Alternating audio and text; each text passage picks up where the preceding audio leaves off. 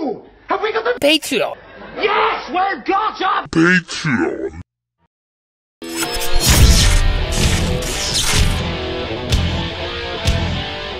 Hello interwebs, it's Scott from Admiralty Entertainment, and today we're looking at the Transformers Cyberverse Power of the Spark Scout-class Scraplet.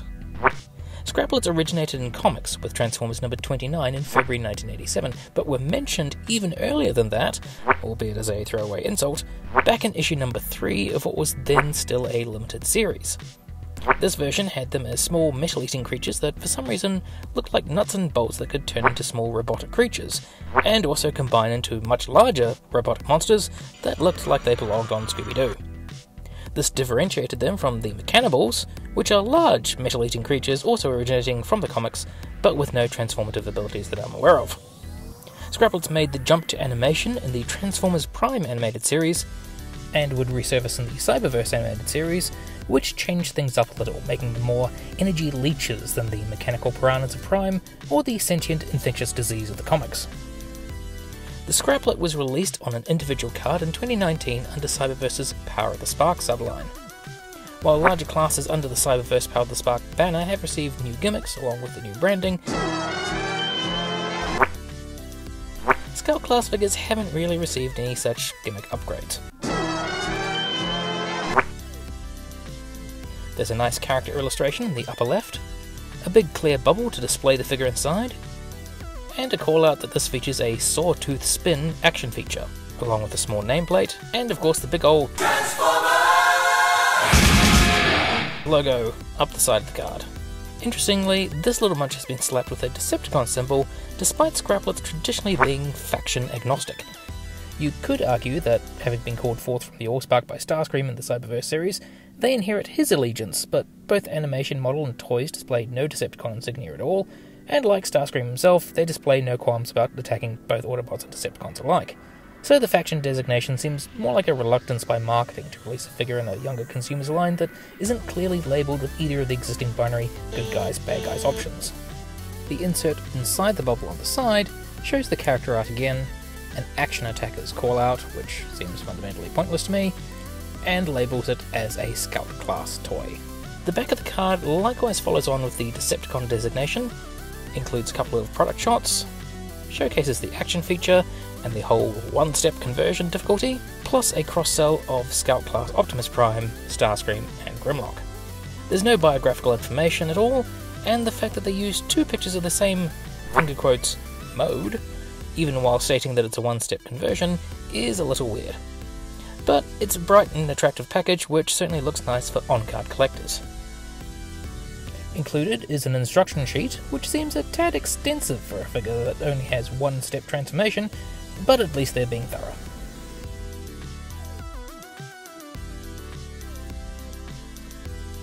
Out of the packaging, this figure is a mixed bag. In terms of sculpt, there's no great involved intricate detail, but that fits with the animated series source material style, as well as the whole Cyberverse toy line in general. The figure is clearly based on the Cyberverse incarnation, which is similar to, but definitely not identical to what we saw in their Transformers Prime appearance. You could probably fudge it if you really want to make up for the Prime Scraplet figures that were shown at HasCon 2017, but were never released. But they're definitely Cyberverse Scraplets, and the sculpt translates the design into 3 dimensions well. Paint-wise, some extra attention has clearly been paid to the head, with very nice silver paint accentuated by scratches and scuffs in varying shades of grey.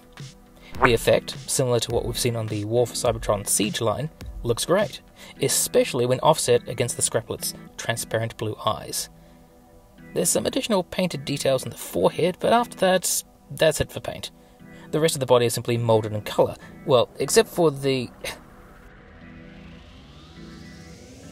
But I'm getting ahead of myself. Scout-class for the Cyberverse line is usually code for only half transforms. Yes, I know the whole Cyberverse line skews more to younger kids than adult collectors, but even as a kid, I would have been mad as hell to have been given a Bumblebee that doesn't so much transform as sits down. However, the Scraplet gets a pass in this instance, as they're not actually Transformers and they don't transform in the show. So rather than getting some half-assed crappy jaywalk mode, the one-step transformation is really just standing up, like a cute little puppy begging for scraps. The transformation is exceedingly simple. Ta-da! It's just that easy.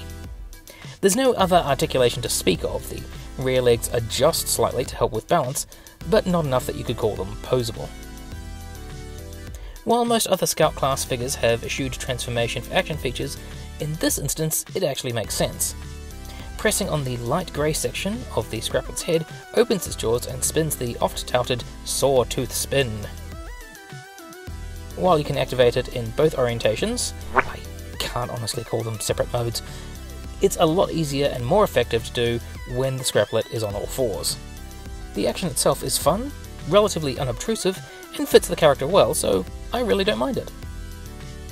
For the price and what it is, the Scraplet is a good fun addition to your collection, though possibly more than any other Transformers-related release to date, really feels like it should be army-built or simply have been released in a multi-pack to begin with. While definitely the Cyberverse incarnation, it's a toy that can fit in with your other Transformers lines quite easily to help pad out the universe. For that matter, you could use them with any number of other toy lines if you need generic munching robots. In my opinion, this is definitely worth picking up, and more than one if you get the chance, especially if you can get them at a decent discount. So, those are my thoughts. What are yours? Be sure to like, comment, share, subscribe, and we'll munch you next time on Admiralty Entertainment.